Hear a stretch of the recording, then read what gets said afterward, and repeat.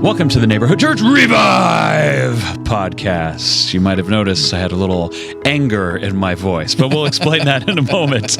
We're glad that you're joining us today as we unpack big ideas about God's Word together. My name is Sean Thomas. I'm the worship pastor here at Neighborhood Church, and we believe that God's Word is relevant and helpful even for today, which is why we take the time to unpack what we talked about on Sunday and just discuss the general sermon series that we're in. For those of you who have been following, we're going through the Sermon on the Mount this summer, which has been great so far. Looking forward to more.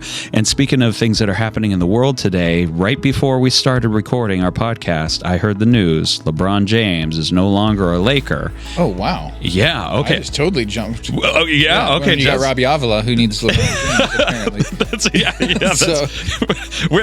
We're talking a little sports here with Pastor Mike, Pastor Justin here. And always happy to talk sports. That's right. I was because this past week we talked about anger, managing your anger. What does that look like in relation to the Sermon on the Mount? We'll unpack that. But, dealing with emotions, it's such a defining human experience, even compared to animals and other, the rest of creation. The depth of our emotion and the profundity of what those emotions lead us to accomplish is a uniquely human thing, especially and most visibly played out in the realm of sports. So I would love to ask you gentlemen, what are some sports memories that you have that have either caused you anger or caused you to control your anger, or maybe lost your anger? I remember when the one with the Dodgers, when they were throwing a chair into the audience, into the bleachers, down in the guy in left field. A player threw. What? Yeah. He got upset with they were saying something. Hecklers were getting to him, and he actually threw a chair right. Wow! Wow! It was the chair that the ball boy. Wow! Wow! Yeah. He just couldn't control himself and launched. And then meta world peace. Yeah, we were just talking about for the Lakers fans here. So many years ago, there was a player, Ron Artest, who famously, Justin, you knew the story. He got in a big brawl when he was with Detroit. I know he got in a fight with the fans. Yeah, speaking of going in the Palace, I believe. Yeah, he went into the stands and wailed on a guy. And as I recall, the guy that he was punching had nothing to do with it. It was like a miss. I don't remember the details. I remember it being a huge story. But yeah. But then later, that same player, Ron Artest, Mike, he changed his name to Meta world peace. Talk about trying to retract your anger. A rebrand. Yeah, a rebrand for dealing with anger. Yeah. I think, I don't know if we talked about it on the podcast, but Mike McKay is talking about reading or seeing something, and I think I saw something similar about how sports is a healthy outlet for that we are for a lot of emotions, but it gives parameters and curbs for them to be angry, to be excited, to so I think that's there's a healthy part. I'm trying to think of most of my anger is usually short-lived. I think, everyone would expect a Seahawks fan to say "throw on their 1 yard line" in the Super Bowl. Oh wait, what? Oh, they're the famous play it's over a decade ago is that they had.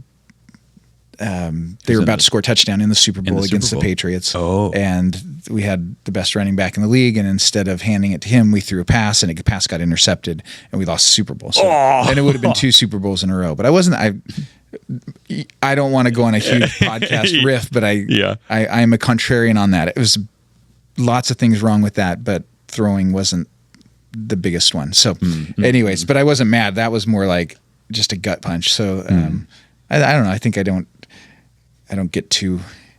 I get upset in the moment, but it doesn't. It doesn't. I was like watching baseball when the bench is clear, and then here comes the bullpens. Yeah, and there's like 30 guys in the middle of the field. Just. I think for me with sports, one of the things I think it's Matt Chandler. He's pastor in Dallas, or at least he used to be. I haven't followed him in a while, but one of the things I remember him saying that convicted me, he's like, if a 20-year-old boy with a ball can ruin your day, you've got a problem. And so I'm like, I got a problem.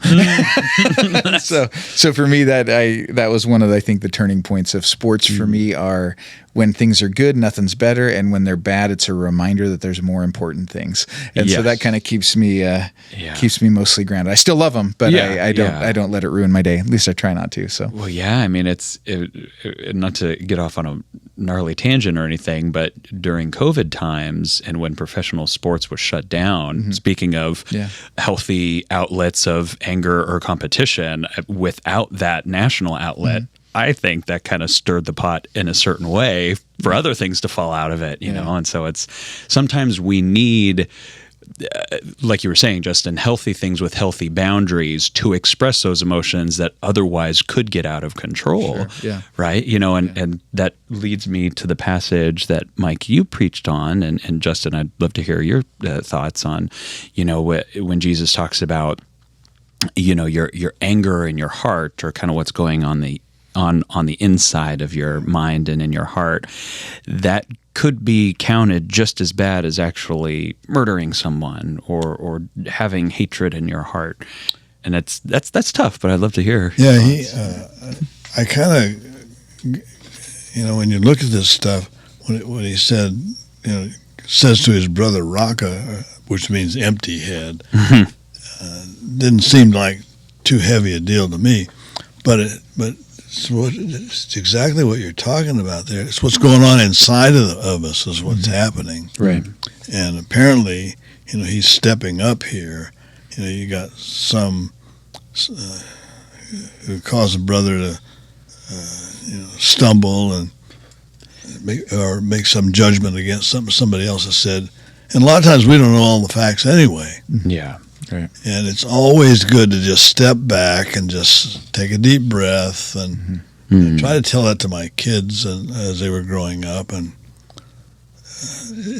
I think that's what Jesus is saying. You know, he obviously was upset with the money changers, and that's the biggest contrast, you know. That when Jesus flipped the tables and the tables and temple stuff courts. like that, and kind of, they said he made a little cord deal and whipped around and probably snapped it in the air more than anything. Yeah, than actually whipping. Did actually no brutalizing. physical damage to anybody. Nobody lost anything.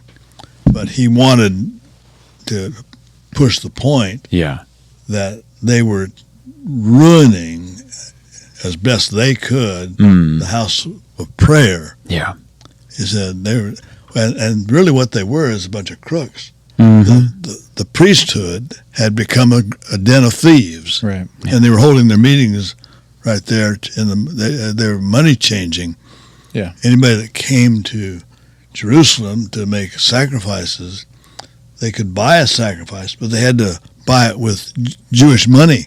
So they had to convert their money to Jewish money, and in the process, they were getting cheated. Oh, Yeah. wow. Yeah. Exchange rates were. Yeah. Exchange More rate was brutal a little, back then. a little one-sided. Yeah. Yeah. Wow. So. Yeah, and I think with this, and I'm reading Dallas Willard's Divine Conspiracy, which was a Yeah. big deal when I was in seminary, and really the way he frames this is like, hey, this righteousness that surpasses the scribes and Pharisees is really a transformed kingdom life, and so, and with that, like Jesus has that. Yeah. Never didn't have it, you know. So for him, we can always trust that his anger in that instance is that righteous anger. For us, it's always going to be mixed till heaven, you know. But I think with this, and I'm on the next section, which is lust and divorce. Yeah. In 2 weeks, because Sean, you're up this week, right? Yeah. But with that, I think what we in this kind of this section, I think the overall thing is like, hey, you can't. I mean, we know this driving in traffic, right? That we don't control our anger. You know, kind of the toothpaste illustration that Mike McKay uses a lot is when you get squeezed, what comes out of you is what's in you. Yeah. You know, and so that those bursts, those are who we are. They're not us at our best. They're not all that we are, but those are the moments. And so when we're looking at the Sermon on the Mount and this righteousness that's greater than the scribes and Pharisees, it's like, it's this long-term transformation process so that we can become this person who, you know, I would much rather you are angry at me than murder me. You know, so I don't think Jesus is saying that, but he's saying, I want to transform you the such a inside. depth that you respond, and we'll see later with enemies and whatnot, with kindness or with grace or with whatever, as opposed to vengeance or anger or rage. And so there's this kind of deeper transformation that he's challenging us towards, because that's the only way we're going to do it better than the Pharisees, because they did it to the letter, best as it could be done. They, I think Matthew 23, they tithed out of their spice rack. Like these guys were meticulous on meeting the law, but Jesus is like, no, the law pointed to me, and if you're going to be like me, you need to have it transformed from the inside out. And so, and I'm glad that you brought that up, because in kind of like, and Justin, you and I were talking about it yesterday, I think, like sometimes when we just cherry pick Bible verses, that's not a bad thing. But I was reading, in the Sermon on the Mount a handful of days ago, and it's like when you read, unless your righteousness surpasses out of the Pharisees, and if you just read that out of context, it's like, is Jesus saying that like we have to be perfect? Mm-hmm. But it sounds like what you're saying, it's not an instantaneous. It's a lifelong process to be like Jesus, and not to be like following the law meticulously like the scribes and the Pharisees. Well, too, and I think it's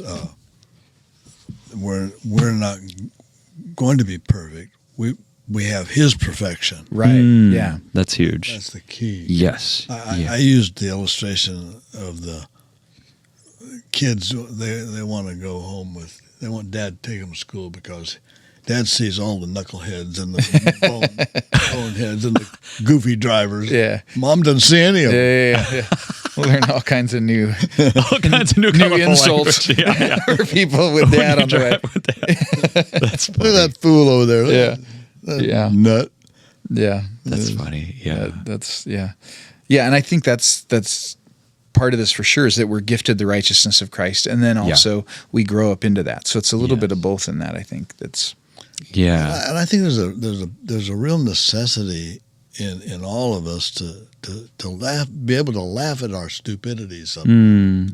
Just laugh at ourselves. Mm-hmm. Right. Yeah. Not be so mad at ourselves. Yeah. Yes. Yeah. Just to throw things. Mm-hmm. Oh wow! Like you had, and inevitably I'd throw something that I needed, and in the process of throwing it, it broke. And it's like, what did I do? What did I do that for? Well, and that's It's like you see the guy throw his bag and golf clubs and everything out into the lake, and then he's got to go out and get the keys to his car. Well, I mean, there's so many like applicable analogies or just little metaphors that kind of explain that. Like when you're so angry, but in your anger, sometimes you can hurt yourself or do more damage than otherwise would have been the case. Like if you ruin your golf clubs, like if you were shooting a terrible game of golf, well, that would have been the worst thing. But now the worst thing is you've broken your clubs and you got to buy a new club. Like now you're having to spend a bunch of money. And lost your car keys out there with the club. Yeah. And I mean, so there are processes, that and I know Pastor John is big on kind of like therapy and that's something that Mike McKay last Sunday he spoke at the Cypress campus, and he kind of encouraged people. We have a prayer time, and even at the end of the service, he encouraged folks like, hey, for some of us, anger can be like an addiction almost, or something that it's hard for us to control without help or other guardrails. Mm-hmm. And I know Pastor John likes to talk about therapy and kind of the value in talking and kind of processing with people. And so with some people, like that's part of the advocation, as Christ is saying, like, hey, consider, your heart, consider what's deeper there. Don't just be like, I'm a hothead and that's who I am. Yeah. Well, it's like, figure out kind of what's deeper going on. And maybe for some of us, we need another friend to help us through, or a therapist or whatever it is, to help us discover that or take that journey in that path, and then have ways of dealing or coping with that.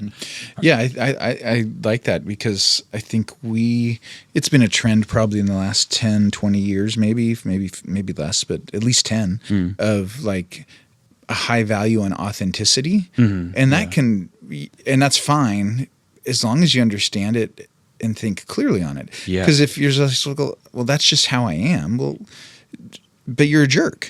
Like you're harming people. Yes. You're doing wickedness, like or whatever the case may be. That might be a little extreme, but maybe not. Yeah. Like you don't want to be authentically who you are now. Authenticity is alignment with what's true, and so we want to be authentic, and we want to be authenticated like Jesus. Not that we can be him, but that we want to look more and more like him. And so, and I think I love this passage as well. I was just skimming it again because it's like, hey, your anger is going to get you in trouble, and as a parent, it gets me in trouble with my kids. And so, but what you do is you don't sit in your self-righteousness. When you do it, you go be reconciled. So and I think that's powerful too. I remember being one time, I worked before I started the church. I worked in a warehouse, and we had a bunch of guys there. It was fine. And I remember one guy I just got short with, and at that point I'm feeling like the burden of being the Christian in this place. Oh yeah. And so I was talking with one of the pastors here. He's moved on a long time ago, but I just said, "Hey Bob, I think I just blew it." And it wasn't that bad. Yeah. And he's like, "Well, just tell him." And I'm like, "Oh yeah." Just tell him you're sorry you blew it and that's not who you want to be. And I'm like, oh yeah. And so I went and told him, and it was not like there was some breakthroughs. Like I didn't even think twice about it because they all talk way worse to each other. Yeah. So Like they're often at each other like seriously. And so for me, it was like a little out of character. Justin must be having a bad day. But for me, I felt like I had crushed any potential witness. And so and maybe I did to a certain degree, but Bob's counsel was like, just own it. Like, and that's kind of this here is like, I mean, I don't know if it makes those exact connections, but those are the ones I made of like, hey, anger causes division. And so that's not what God has for us as his kingdom people with one another, at least. So if you feel that, go figure it out. And that's the verse you're kind of alluding to is when Jesus talks about if you have an offering at the altar, leave it there, go and reconcile with who you're having. Yeah, I use that on my end point there to be reconciled personally, penitently, and promptly. Yeah, yeah, that's good. Yeah. And it wasn't that the offering the sacrifice was unimportant. Mm-hmm. Yeah, but with that attitude. Mm-hmm. It was the least important. Yeah, the attitude needed to be fixed. Yeah, and I think the attitude is key with this. And this is again reading Dallas Willard's book, but is that obviously we can't put church services to a grinding halt until everyone settles their beefs or whatever. But it does express the urgency of this of like, no, there needs to be your worship's going to be hindered, so I think it's that, and I don't know where it is, so we'll have to look it up and put it in the show notes. But as much as it's dependent on you, seek reconciliation or peace with all men or whatever. All men, yeah. So it's like, do your part to at least get the ball rolling of, it might be a really deep, complicated, hard issue it's going to take a long time. Yeah. But to at least do everything you can to say, hey, I want what's good here, and I'm apologizing for my contribution to what's bad or whatever. But I don't know. Yeah, well, fast forwarding to next week, and just preview for those of you listening, we're going to be talking about prayer, kind of what Jesus has to say on the Sermon on the Mount regarding prayer. And it's interesting because a really good friend of mine was telling me a story about prayer recently that kind of has to do with anger or kind of workplace frustrations. There's a person at my friend's work that's just kind of a tough personality to navigate around, and that person treated my friend kind of snippy, maybe a similar situation, Justin, to what you had experienced. And that was towards my friend. And my friend, obviously it's like you kind of wrestle with things, but okay, whatever. But my friend was saying like, you know what, I want to pray. I want to see, if God calls us to pray about things or pray for our enemies, what does it look like instead of responding snidely or just being cold? What if I pray? And so my friend prayed for that person for 3 days, and I'm going to share this on Sunday. And after those 3 days, this person randomly texted my friend and was like, hey, what type of food do you like? And they were like, I don't know, whatever. And this person was like, hey, I'm going to make you lunch at work. And I just wanted to do that for you, something nice. And so that's kind of been a more recent thing, but how awesome, like, that responding to anger or a tough situation in prayer and kind of looking to God and saying, okay, how do I navigate this? Not even necessarily being like, how can I reconcile with this person, but just like, hey, I'm going to pray about this person or pray for this person, pray for your enemies, right, Mike, like you were talking about, and then see what happens. So in this situation, like, oh, like a cool lunch meal at work happened, like, and how sweet was that, And so just as an encouragement to our listeners, I don't know, experiment with prayer and kind of in your anger, or if anger is something that is an issue or that you're dealing with, or you're like, what's behind that? A challenge for you is to experiment in prayer in the sense of, maybe I should pray for a specific person for X amount of days or time or whatever. Maybe I should pray for myself for X amount of time. Lord, give me discernment in my heart, because He knows our hearts clearly and intimately. There are times too when we don't know what's behind it, what's going on, and what they're dealing with, right? And it just makes it tough. Yeah. When we don't know what the other person is dealing with. So it's always good to take time to just slow down and say, maybe this is necessary. Yeah. Or at least understandable. Yeah. Understandable. Yeah.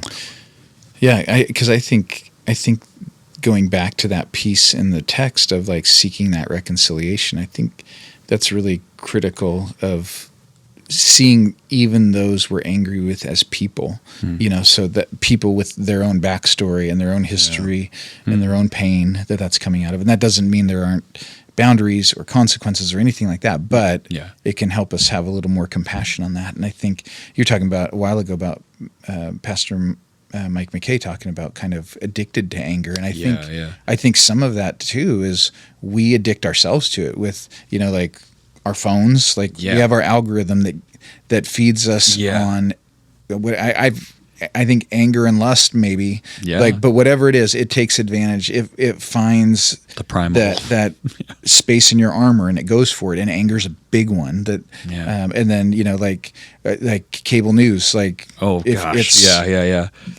each group has their tribe, so like, and I think I remember during one of the times of upheaval, just saying, just go talk to your neighbor, because because all of that is probably good resources in some ways, but it's also kind of tinted with they want to keep you mad because keeping you mad keeps you tuned in or scrolling, so like to go meet that neighbor, particularly those who maybe think differently than you, just reminds us of the humanity of the other in a time where everything's ramped. So I think it becomes critical. But my neighbor across the street from me, he's from Turkey. He's married to a Vietnamese gal, and him and the neighbor that shares the fence with him. Oh man, they have just been knocking heads for years, and it was so funny. The man that lived behind him, or kind of to his side, there had this fence line, problem. He thought he was the guy across from me was on his property, so he gets the city out there. Found out he was on the wrong side of the shit. Wait a second. Yeah, that's funny. Yeah, it was just hilarious. Yeah. I just started reading a old Christian history magazine on Augustine, so just talking about depravity and whatnot, and we're all twisted in our own ways, and so I think it's a good reminder that we need to be patient with people, because people, even if we can't imagine why they need to be patient with us, they need to be. So we all need it, you know? I heard a deal a long time ago. It says, what the Lord does for you is he introduces you to people who are like you, so you'll get drift. Yeah. I remember a long time ago, this was many, many years ago, 2010s, I was posting on Instagram, and I post a lot of surfing pictures and nature stuff like that. And there was some vote that was coming up, like a state vote, and I made a comment, which I don't usually do, and somebody responded with a ton of anger, like kind of aggressively towards me.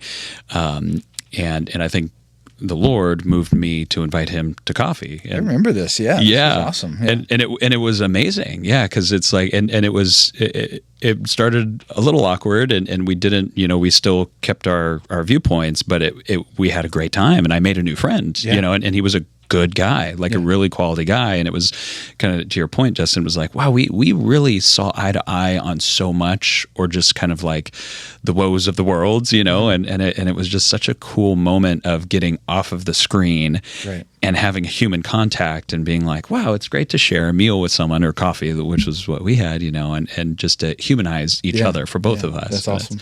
Yeah. So I love that encouragement to, like you said, talk to your neighbor, or kind of reconcile and you can just watch a World Cup game. You don't even have to talk about important stuff. Exactly. Just start building bridges with something, Yeah. So, and that's easier said than done, because we're busy. So. Yeah. Well, speaking of being busy, I'll wrap us up here, but any closing thoughts from you guys before I press the stop button?